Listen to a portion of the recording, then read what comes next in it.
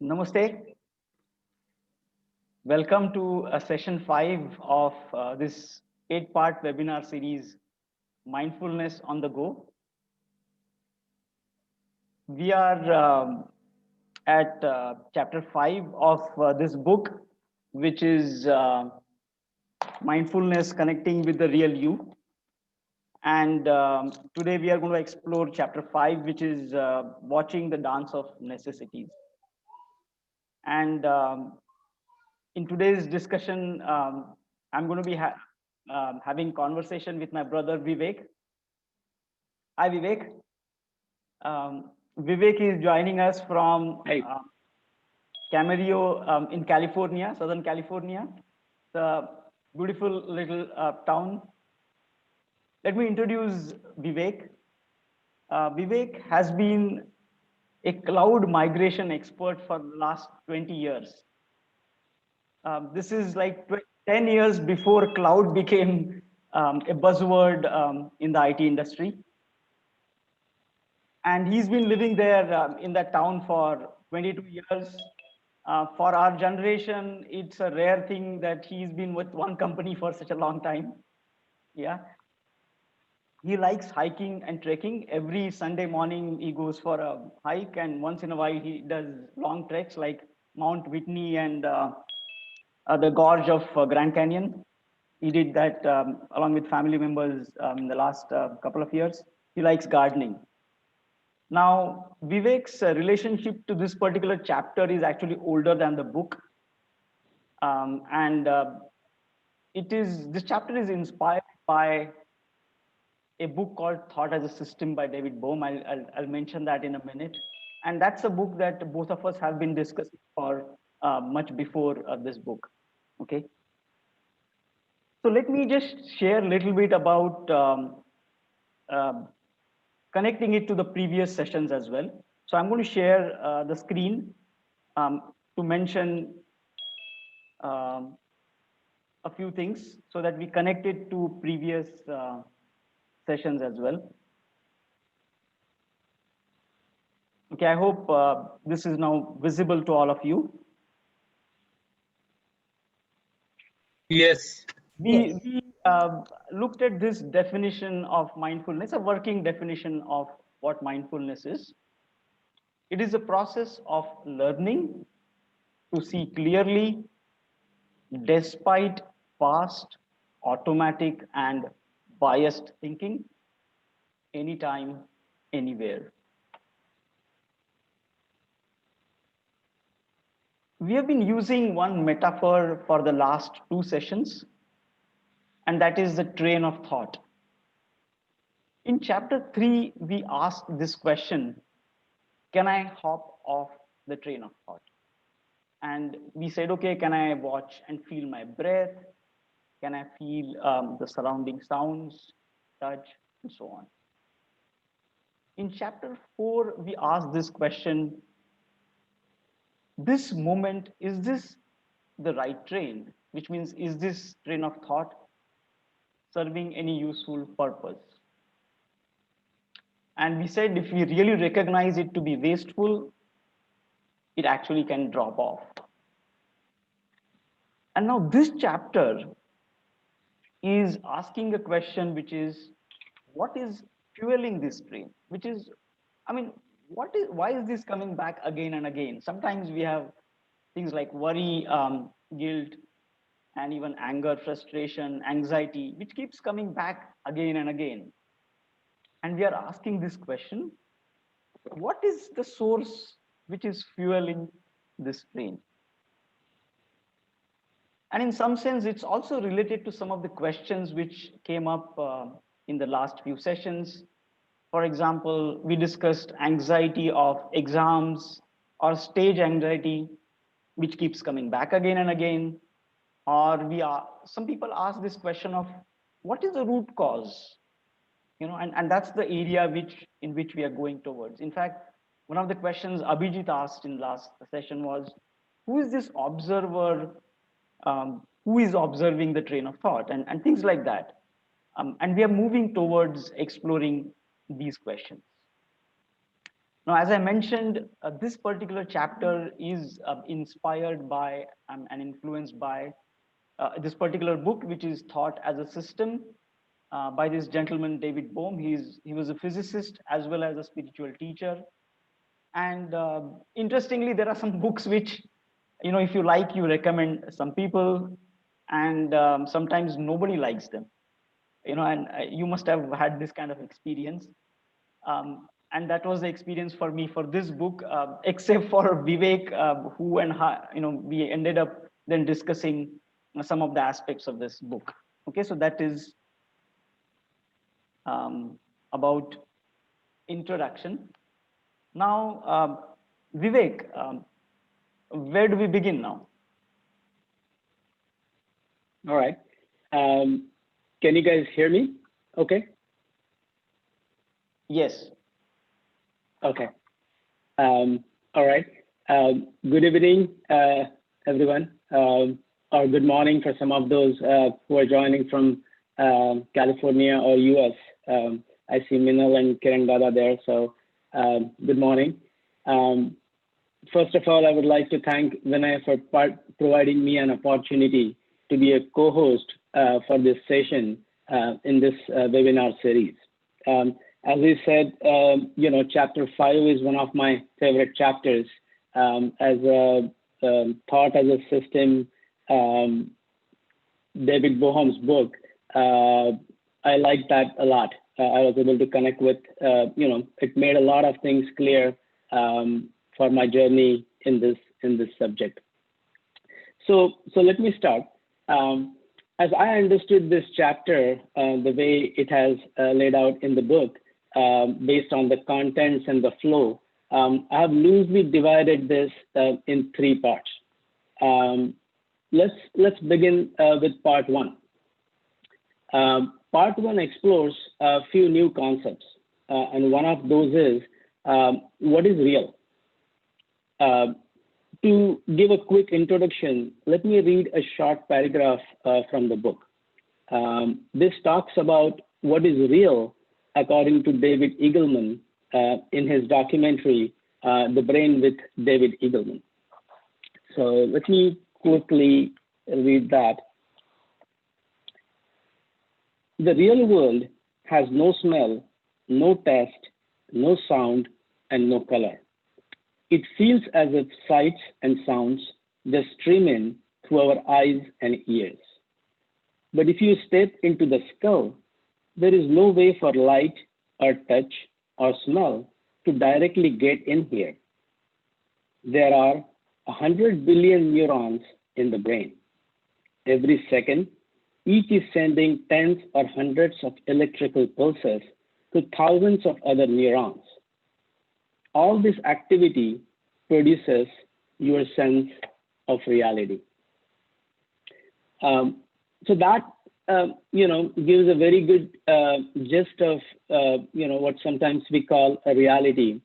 David Eagleman, through a series of experiments further, explains that what we see is largely coming from brain's internal model based on the memory or past in response to external sensory inputs such as eyes, ears, and so forth. According to his research, 80% of what we perceive comes from internal model and just 20% from live sensory input. Now, this feels very counterintuitive to our typical understanding of reality. In reality, when we perceive reality, we think, what we see is what is happening. But these findings and these, from the documentary with experiments, what it leads us to is what we have been discussing in few chapters before, which is what you believe is actually what you see. So let me ask Vinay if he can talk a little bit more about this and give us a couple of examples to maybe help make this more clear. Vinay? All right, sure, Vivek. That was a nice introduction. So let's take a couple of examples. Actually, if you look in the mirror, It's a simple experiment. You look in the mirror and first look at your left eye, okay, and then look at your right eye in the mirror, right? You look at one eye and then you look at another eye. So actually, when you shift your focus, your eyes are moving, okay, your pupils are moving, but you will not see mostly. Just check that I don't see at least the pupils moving at all. Just do, it's a very simple experiment, which means you have to look in the mirror and just look at one eye first and then look at the other eye. Now, actually, your pupils shift, but that shift is not visible. What's happening here? So, what's happening is that this movement of your pupils is actually happening sometimes quite frequently. So, if brain were really to shift the picture, the world you see can be quite shaky. But brain is doing the editing part. Brain knows that, look, the picture is not changing much. You're just moving your eyes a little bit. So that's the editing trick brain is doing by using a model which is actually stored inside. This is the 80-20 rule. What you see, 80% of that really comes from inside. Another simple experiment you can do is you shake your head a little bit, not very fast, but little bit. And you will see that the picture, the world you see is not that shaky. It's quite stable. Now hold your camera, mobile phone camera, and shake that. That's what David Eagleman shows in the documentary as well. And you will see that actually it shakes a lot. If you shake your camera in the phone, the picture it sees actually shakes a lot. But why not what we see? Why isn't our world shakes when we shake our head? And one hypothesis, that is what neuroscientists tell us, is that what we see is not actually the way our phone camera sees. Largely, what we see comes from inside. The picture of how the world looks like actually is inside there, the representation, and that's what we see mostly. So these are simple things we can try ourselves and check, what's happening. Of course, as we extend this to our beliefs, it is clear sometimes that when we come across people whom we know, politicians and figures who are well known, or even our relatives and friends, if we have some labels attached to them that he's like this only, then the same thing comes back when this person comes in the news. So it's something you can also check for yourself, that once we encounter the same person again, oh, this is the same guy who is like this, it comes back. So it's possible that what we see is really coming from inside, and that's what we'll explore. Yeah, Vivek, what do you think? Yeah, and so I've read about this before, and we've seen the documentary too. But what actually brought the point home is that, as you mentioned, I go hiking, once a week or so, try to get out in the mountains, and I would initially I would just I would be alone. Now I go with my wife and others too, but before I used to go alone, and I would run on the trails, just a jog. And what I would observe once I understood or read a little bit about this is sometimes I get stumbled upon a small rock or something from the ground because the paths are narrow and what was surprising is before I even register consciously that I'm stumbling, my body would have already in that motion adjusted me, my balance, and I'm moving forward. I haven't fallen, I've moved forward. And so when I would think is, there is so many complicated calculations must have happened for my body to automatically balance myself in this motion, because it's a fraction of a second. And so when I read this and some of those real life experiences, they kind of help gel that for me. And that brings another question that this first part of the chapter asks is, who is really in control? Is it the conscious you, or this fast automatic process that's running inside your brain? So with that, this is for me is kind of where the part one ends, by getting us to see the automatic mode of operation extends to most of the actions in our day-to-day life. It is a double-edged sword. On the one hand, it helps us perform tasks effortlessly, and on the other, a slight change in the environment. Some of the examples that we saw before, like a reverse bike, which makes us almost paralyzed. So that's how I see, first part of this chapter. Before we go into the part two, Vinay, do you have anything to add in this? No, I think it's okay, Vivek. Go ahead. Yeah. Okay. So for me, part two starts with an introduction to David Bohm and his seminal work in Thought as a System, which explores what possibly makes this automatic process so fast and rigid. Bohm suggests we look at thought as a reflex. Now, what is a reflex? A simple example is if you tap your bone at the knee and it jerks. Another example is your hand moves quickly away when it touches a hot surface. A reflex takes a form of, say, if something happens, it leads to something else automatically and fast. Bohm proposes that thought registers in memory in the form of a reflex. When we repeat something a number of times, the associated reflex gets further conditioned. Repetitions over a long period turns some of these reflexes very strong and rigid. Some examples that we see in our day-to-day life is after enough practice, a seemingly complex task such as playing a musical instrument or say driving a car in traffic becomes a second nature to us. These are some of the examples of how repetitions of thought make some reflexes very quick and fast and enable us to navigate this world. One thing to note is that the strength of a neural reflex is built in chemically in the memory. It's not just an intellectual phenomenon. An emotional process or purely physical.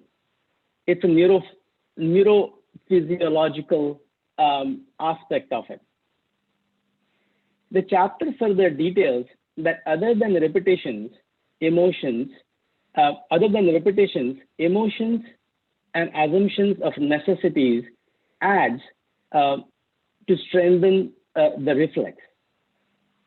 So I'll again go back to Vinay. Can you please go further, because this is very subtle. Can you please go further into the difference between assumptions of necessities and assumptions of absolute necessities? All right, Vivek. So what we are saying is thought registers as a conditioned reflex, right? Driving, for example, the example is if the light turns red, you press the brake automatically. I mean, of course, that is after practice. Initially, you will be very, very alert about, okay, now the light is turning red or somebody is crossing the road, you will press. But after a while, you can do that without thinking, right? So this is like a reflex. And what Vivek is saying is that, and what David Bohm says in the book is that emotion also strengthens the reflex, which means if some really exciting event happened in my life, that will also strengthen, or some sad event happened, traumatic event happened, that also strengthens the reflex. And that emotion comes up again and again. But the point we are actually want to focus on is what is called assumption of necessity. Now we are assuming certain as necessary, and that is very useful. For example, when I walk, I assume that the floor will hold firm. I don't have to think. When I put my leg forward or foot forward, I just don't doubt that the ground will shake. So this is an assumption of necessity that is built in the reflex, which says, oh, just take the foot forward and no problem.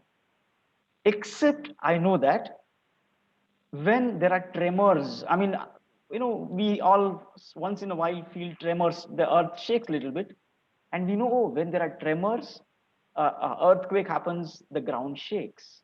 So sometimes the ground is not so solid.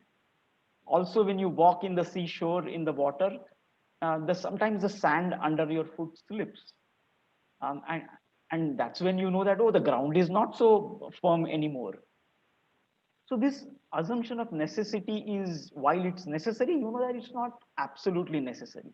There are situations in which um, it doesn't hold firm. Having said that, there are some necessities which turn into absolute necessities. Okay, where I say that, for example, that I have to be, I have to do well in every exam. So I might say that, look, it's absolutely necessary that I should do well in the exam. That means if I don't do well in the exam, or if I, fear that I might not do well in the exam, then my world starts collapsing, because this reflex which is stored in the brain has said that, well, there's no other way, you have to do well in the exam, right? And that extends to many other things, right? If I have to say I have to be successful in life, that can become an absolute necessity. I can say I have to become somebody, or I might have made some commitment. For example, in the office, I might have said, look, I will make this delivery on certain date, and something happens, and I fear now, oh, I might not be able to make the delivery. And that can, if it's absolute necessity that every commitment I make, it's absolutely necessary that I fulfill it. Then if I'm not able to, then I would start getting worried, anxiety. Oh, boss, I have promised this, and it looks like it might. So you see, once a necessity is stored as absolute necessity, it could be something simple. I have to reach the office by 9 a.m. no matter what, even if our officer said that the office hours are flexible. But if my absolute necessity says, look, it is absolutely necessary that you reach office by 9 a.m., that means if I'm delayed, oh, I will start getting anxious, right? So this is the proposal.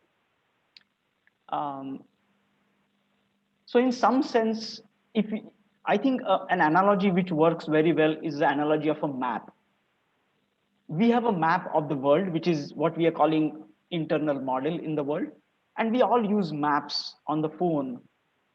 And maps keep getting updated as something changes in your area. New restaurant comes up, it shows up in the map. Some street becomes one way, it shows up in the map, it changes the map. And map is telling you, if you turn left, you should see this restaurant. So it's necessities. It says, if you do this, you should see this. Now, what is absolute necessity? It is like saying this part of the map is not changeable. It's frozen, right? So this is, no matter what, this street has to be two-way, which means if it becomes one way, then I don't like it, right? Something similar happens inside the brain of the map, where something gets frozen. And I say, look, this is non-negotiable. This has to be this way. And so that is, so this comes to the core hypothesis of this chapter, and perhaps you could say the most important hypothesis of this book itself. And this hypothesis says, behind every sustained negative emotion, right? Negative emotions are like anxiety, frustration, anger, all these, guilt, blame. So behind every sustained, so why sustained? Which means if I just get angry for a moment and it goes off, then that's okay. That's a fear which may be playing some useful role. But sustaining, it's repetitive. It comes back and again. I remain anxious. Behind every sustained negative emotion, there is an assumption of absolute necessity. I'm going to reiterate again. Behind every sustained negative emotion, which is if I remain anxious, if I remain worried, if I remain angry, frustrated, behind that, there is an assumption of absolute necessity. Okay, and this could be, as I said, in the form of it's absolutely necessary that I have to be successful. It is absolutely necessary that I have to make some money. I have to have some status. It could be that others respect me. I mean, for me, one way it manifested was that when I stood in the queue in India for paying bills or buying a ticket, it's quite common in India that people just jump the queue. Somebody comes and instead of standing behind in the queue, that person just goes and directly goes to the window. And sometimes he's entertained also, which means he pays the bill before me. And that used to make me really, really upset at times as to what is this? And then when I looked at and explored, is there an assumption of absolute necessity? It turned out to be yes. And what was that? It's that it's absolutely necessary that the world should treat me fairly. That is, when I am standing in the queue, I'm following the rules, and the world should treat me fairly, right? Which means they should also stand behind me. So this is an example. So I'm just now, maybe this is a good, Vivek, is this a good time for us to just check, now that we introduce this, what is absolutely necessary for you? I mean, just to share, understand, what do you think is absolutely necessary for you? Is that something worth asking? Is anybody? I think we can maybe ask that question to our audience. See Yeah. if they have any thoughts on this. What they think is absolute necessary. Yeah. What do you think in is? Their mind. Yeah. Great. So, guys, what do you think is absolutely necessary? Absolutely necessary. What do you think in life is absolutely necessary? Yes, Abhijit. Well, thank you, first of all. It's really a great pleasure seeing both of you.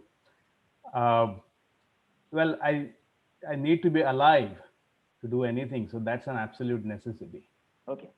So I think that's a good starting point, right? You think, yeah, I mean, uh, being alive is absolute necessity. Okay. Anybody else? I think physical safety is another aspect, right? Physical safety is absolutely necessary Okay. Can you because you elaborate have this on that, Sagar? flee or freeze moment always. Okay, you mean by physical safety, Sagar, you mean um, not getting, I mean, health-wise, you're saying, are you talking about health in Right, general? you're not in imminent danger You're not here. in immediate. Yeah, yeah, that's correct. I think that's something we would have inherited from our ancestors, and it's Exactly. very Yeah. useful. Yes. Anybody else? Yeah, Vinay Nitin here. Yeah, please. I'm just thinking, is there anything called absolute? Is there an absolute necessity? Okay. Or it is very relative? Yeah. And I label it as absolute in my, whatever understanding. Correct. Yeah. So I'm trying to question that. Yeah. Yeah, fair enough. So you're saying there's nothing really absolutely necessary for you. And I'm questioning myself as You're questioning yourself. Yeah, fair enough. Yeah. Well, it's a good question. Yes. Yeah. Any other? Hi, this is With Jalpa some of here. what Abhijit and Jalpa, go ahead. Jalpa, please. Yeah, let's hear from Jalpa. Jalpa. Yeah, I think being comfortable in others' presence is also one kind of an absolute necessity when we are displaying our emotional behavior. Okay. I need to be comfortable, you're saying, when I'm with somebody else. Yeah. Yes. Yeah. Thank you. Yes. Thanks for sharing. These are different perceptions, and it's good to hear from people. Anybody else? There are a few, we build over time is, financial independence. That becomes an absolute necessary, that you should be financially secure. Then, some other things, as you mentioned before, the status in the society, people should like me. These are some of the things also start becoming, in my opinion, as absolute necessities, because these, when things do not happen, they make us anxious.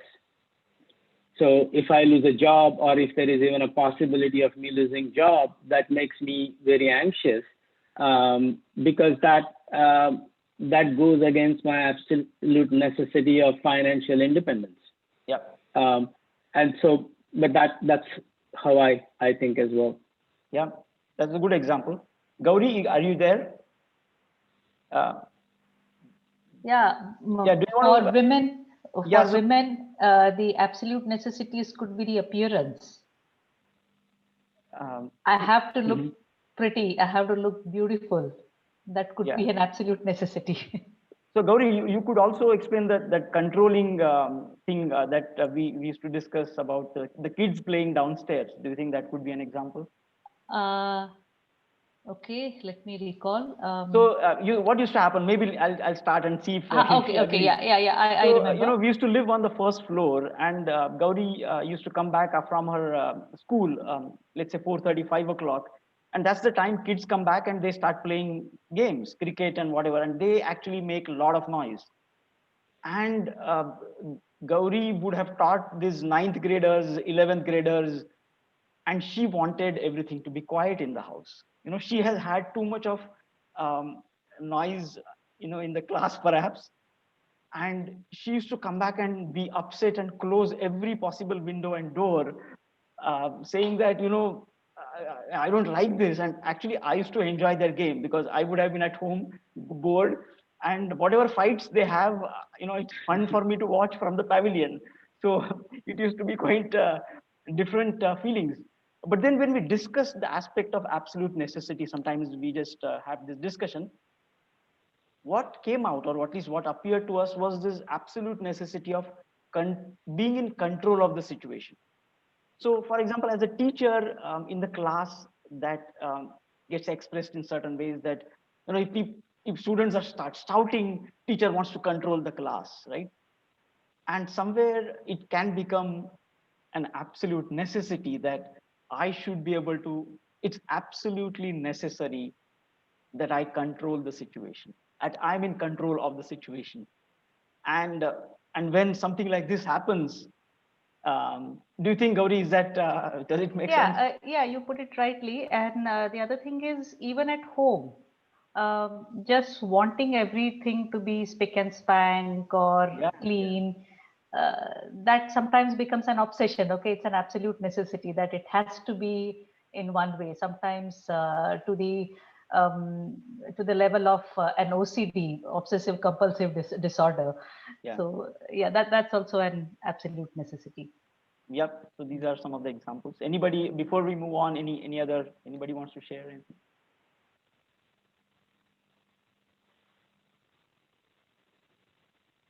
Okay, Vivek. There are a lot of good comments on the chat as well. Okay. I'm not able to follow all of them, but I think I see some of them are pretty good. Okay. So shall we move on and then finish and then open up again? Yeah. Sounds good. So with this core hypothesis and the information, and David Bohm's theory of thought as a reflex, when we, what does this all mean, right? We know the reflexive nature of the thought, and as we have discussed in previous chapters, it's also very fast and automatic. So if one wants to learn a little bit more in this aspect, how do we learn it?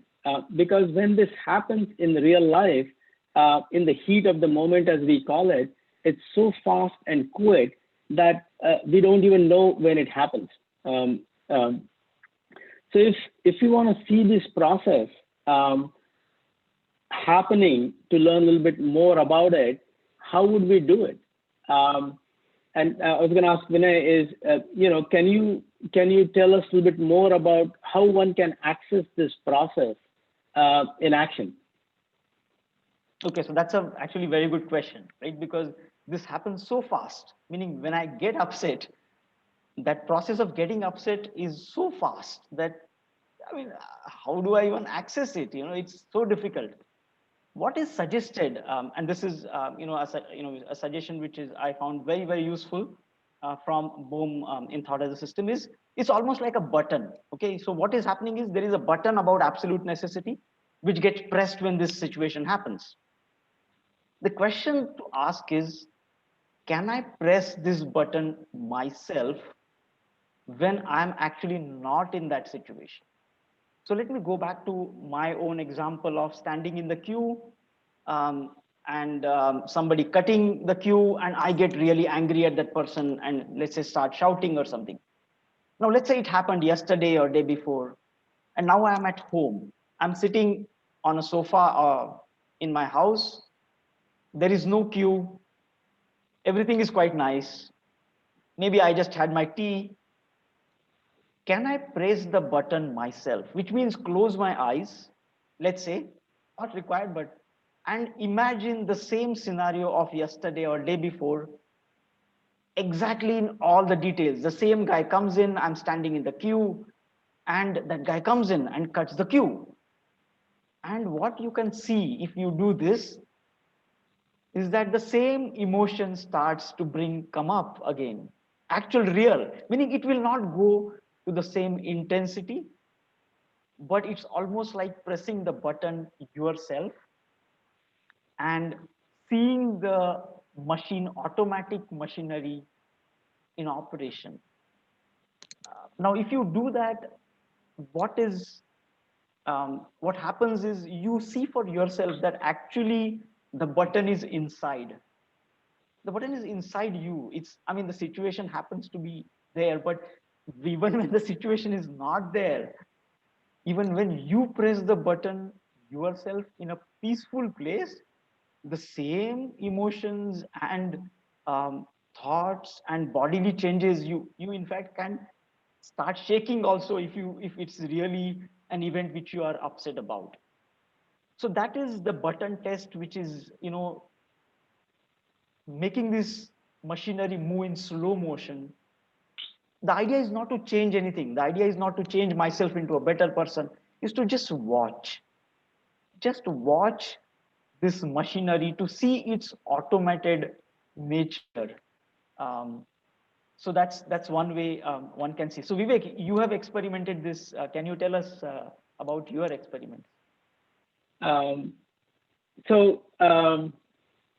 Yeah, I've tried a few times, and one of the things that that I would see myself being very anxious is over the time you work working in an office environment where there are a lot of colleagues you have to interact with, collaborate with, and I would always find there are some with whom my thinking process is very different than theirs. And many times what would end up is that in a heated discussion, I would end up being very anxious about what they were pointing out or the way they were talking, their body language, their tone, and it would be very upsetting. At the end, what happens is whatever you're trying to negotiate or a compromise or come to a conclusion, that would not happen, because at that point I'm anxious or I'm angry, or that whatever I have said, that other person is angry, and this would always be playing. So that would bother me a lot.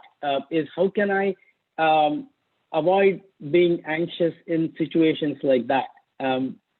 So when I read about this nature of absolute necessities, I decided to give it a try. And what I would do is when I would come, when I'm relaxed at home over the weekend or something, I would try to remember that person or that situation which has put me in that anxious situation. And I can see, not to that intensity, but I can see my body reacting the same way.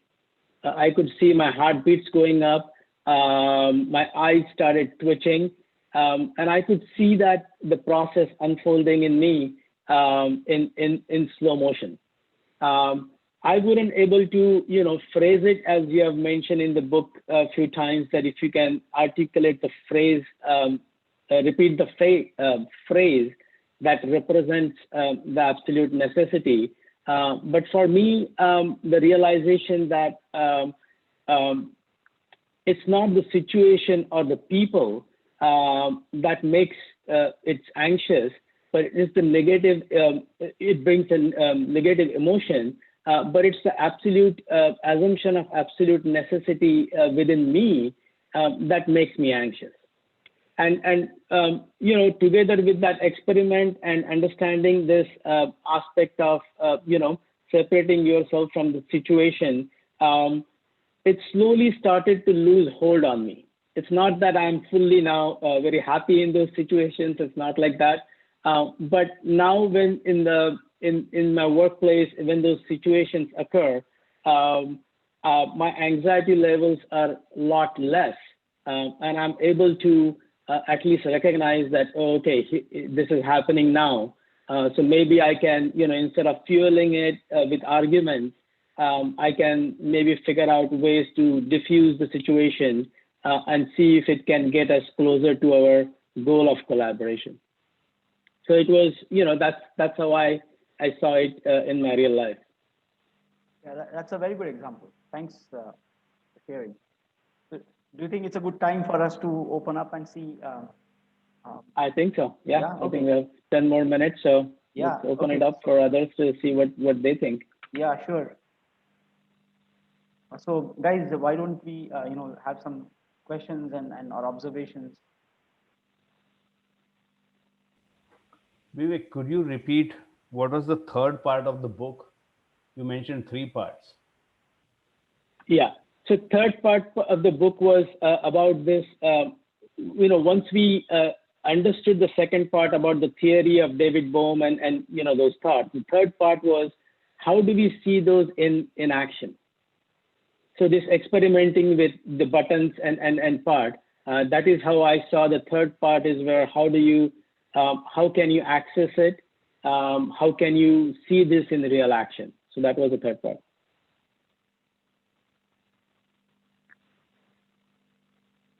Thank you.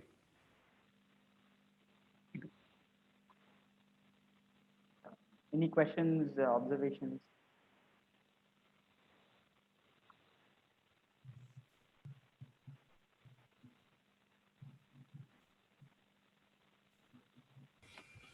So Vinay, I just put something on the chat there, and I was going back to your example of the queue. So you had an unpleasant situation, and you are trying to recall that situation when you were much calmer, and then you are saying that you could actually see that the control is within you.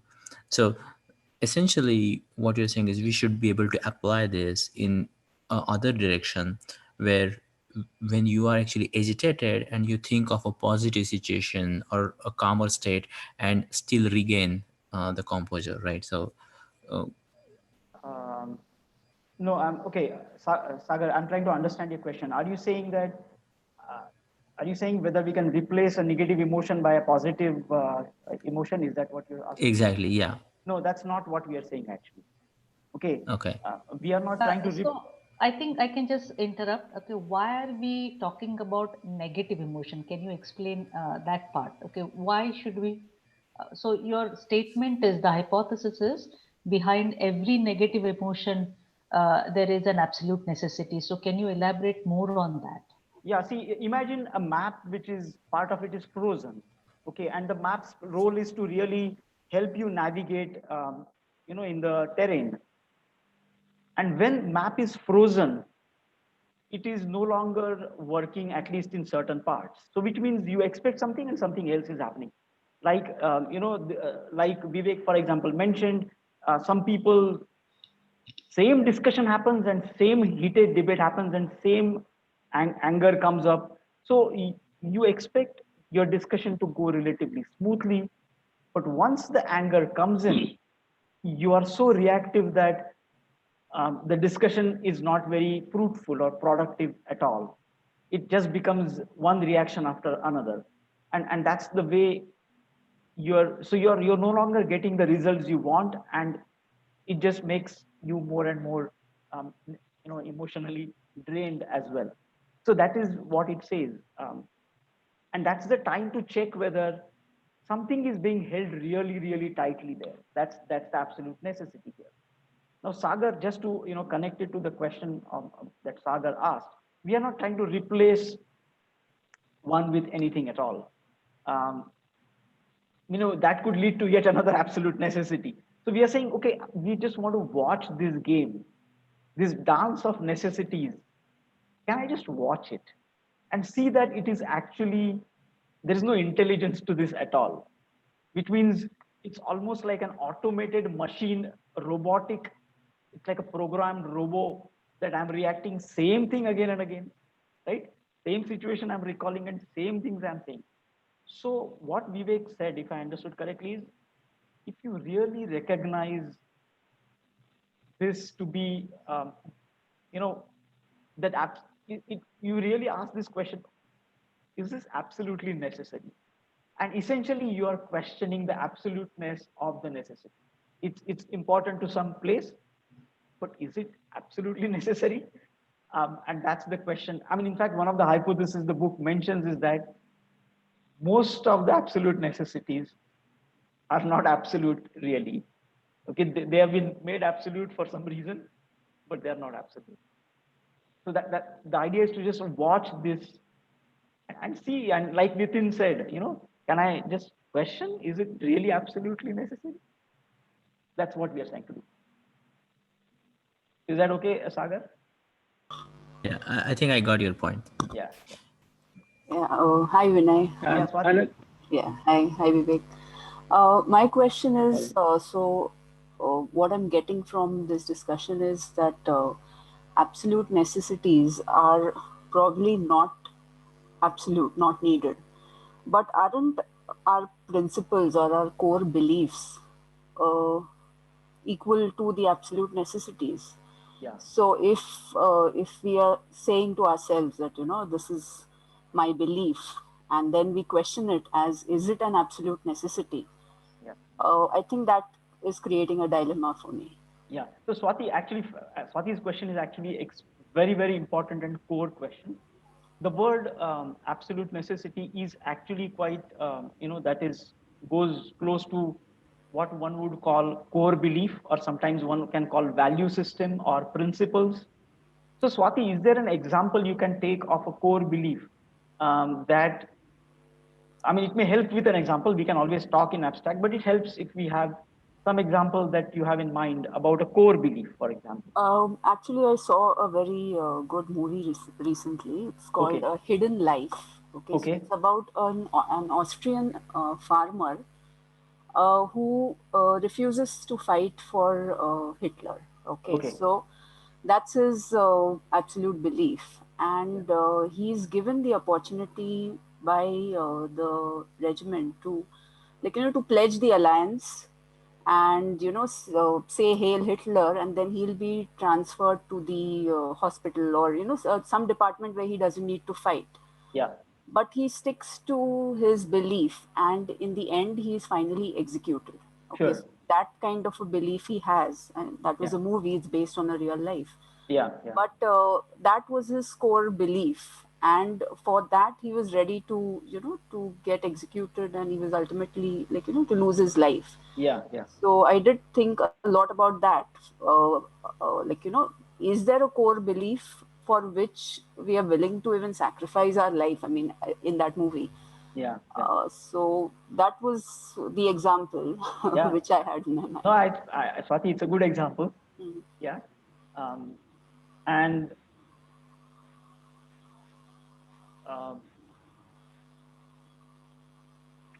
I think that's the question, Swati, we are really asking. This question is really that question. What you asked is a different form of the same question that we are asking. The question is, see, principles have a role to help you, right? Principles get made by culture and society and religions and various institutions, which may serve a useful purpose. The question is that principle also turning, um, is hindering or is generating conflicts in life? That's also a possibility, right? For example, in the same example that you gave, if the guy is just, he's just peacefully standing there saying this is what it is, you take it or leave it, and somebody executes him. To me, it looks like no conflict situation, which means while he stuck to his principle, it did not create much of a conflict in his mind, and that's a possibility. But another possibility could be you stick to a principle and you get into conflict. It generates a lot of conflict. The question we are asking is, um, if you find out that I'm really upset again and again, and it turns out to be a principle that I'm trying to hold tightly, core belief, we are asking, isn't it time to question that core belief? I mean, does that make sense? Yeah, a little bit. Yeah, no. So I understand. I mean, it's not unless you really. Vivek, you have something to add? If I may. So whether that belief is right or wrong is a different thing. But what that brings up for me is, see how that belief was rigid, that principle was rigid to that extent that person is ready to die for. And in this particular case, maybe it's a noble cause and he fought for a noble cause, but the same belief can be of different nature. And then you would be, will you justify if he is willing to kill somebody else for his belief? And would that be similarly justified? But again, I don't think we are trying to say whether one is right or wrong. What we are just trying to say is these beliefs become so strong that they influence your actions hugely, and they influence people around you, life around you, and the society around you. The good bad is a different question, but I think the intensity of these absolute necessities act through you is what we are trying to say. And if you can just watch it, the right or wrong is a good bad. We are not talking about that. Yeah, I think that makes sense, Vivek. Yeah. So Vinay, this is Kiran. Can I add one more thing? I think you guys are doing a great job. I just wanted to say one thing, at least from my perspective in this discussion, is your action is unconscious, not purposeful, because of this, the background or whatever you want to call it, your absolute necessity, and the example given about the soldier and the principles and so on. I mean, that is very conscious and purposeful action, sticking to your principles. And if that is the case, then it's a different story. And I'm not. I mean, giving a life is a much higher stake. But even things like whether you become part of an activity or you leave a job, I mean, those are like principled actions done very purposefully. I think what you guys are explaining, at least the way I'm understanding it, is unconsciously you are doing it. And the example you gave, or the example Vivek gave, were very unconscious, and then you try to be mindful and try to realize, and then decide purposefully if that's the right thing or not. Yeah. It could be you may be aware of your buttons and you may not be aware of your buttons. I mean, both are possibilities. Sometimes you're right. Many times we are not aware of how these buttons are acting through you. But of course, sometimes we are familiar with our principles, and that becomes very visible button as well. So I agree with you. Yeah, and it's not easy, right? I mean, even if when you're aware, your reaction is reaction, and then after 5 minutes or after an hour or after next day, you think, did I really do that right? Should I have done that right that way? Yeah. Very good. Yes, thanks, Kiran. Anybody? Yeah, Abhijit. Yeah, please. I just want to go back to the second point about thought as conditioned response, conditioned reflex, and hence action also is somehow conditioned. And that seems to pose some problem for in legal terms, right? Then there should not be any, this cannot be applied to legal cases. You cannot go and say, oh, well, look, read Bohm's theory, I'm not responsible at all. Yeah. So where is I mean, in particular morality also, but so the question is, where does will and choice, what's the place for that in terms of this whole uh, uh, uh, conditioned reflex model? Okay. Vivek, you want to take that, or?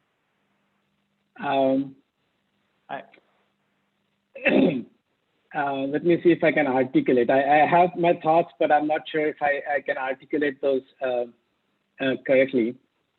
I mean, lately it's been through the importance that has been given to the will or choice is becoming questionable day to day. Because it's heavily influenced by your past, and it's driven, as we said, if 80% of that is happening and is depending based on your past, how much really do you have a free will? So I believe personally, I doubt the free will and the choice. That you are making it consciously on most, not you, I'm saying, we make it, we feel that we have a free choice. I think it's extremely heavily influenced by our conditioning and the past. But I think we are running late. I'm not sure how deeply you want to go into it, but we are already a little bit over. So when I will get back to you, it may require a longer discussion. Sure. So actually, Abhijit, this is a very core question, and we will come back. This is a question which will run through the rest of this thing as well. So, but that's what we are exploring. We are learning to explore, and many times, by the way, these questions can become intellectual, and we are trying to get a real sense. And am I seeing clearly? So that's the question we are exploring. But I would also suggest check out Theranos company, a drug company where the founder and the CEO actually made a $8 billion valuations, and it was a huge this thing. And she's actually pleaded that I was insane during that time. It looks something similar to me, that she actually it's going to be things like that. So Vivek, looks like it's time. Is that shall we? We thought we would just read something, but I think maybe we are late. Or maybe I can take a minute. I can take a minute maybe to just summarize. Yeah, just read. Yeah, okay, please. Okay. Yeah, I thought this one of the paragraphs toward the end of the chapter nicely summarized the gist of this chapter. So I thought I'll just quickly read through it. Negative emotions are doorways to the world of absolute necessities. And absolute necessities are equivalent to closed doors. They define how the world must be only one way, not any other way. Once we begin to watch the world of absolute necessities closely, it shows us the futility of closing the doors too tightly. Perhaps there is no need to close any door at all. Great. So, yeah, I thought, this is what Nitin brought up at the, one of the questions that he asked. But I thought this paragraph, helps summarize this chapter very well. So, thank you. Thank you. Yeah, that's great. Yeah. So, thanks Vivek, and thanks everybody for joining. I think very good questions, and pleasure to have you, and hope to see you next Saturday again. Thank you. Thanks all. Thank you. Bye. Yeah. Thank you. Thanks everyone. Thank you all. Thank you. Bye. Bye. See you next week. Yeah. Yeah. Bye. Thanks. Thank you. Bye-bye. Thanks, Kumar Dada.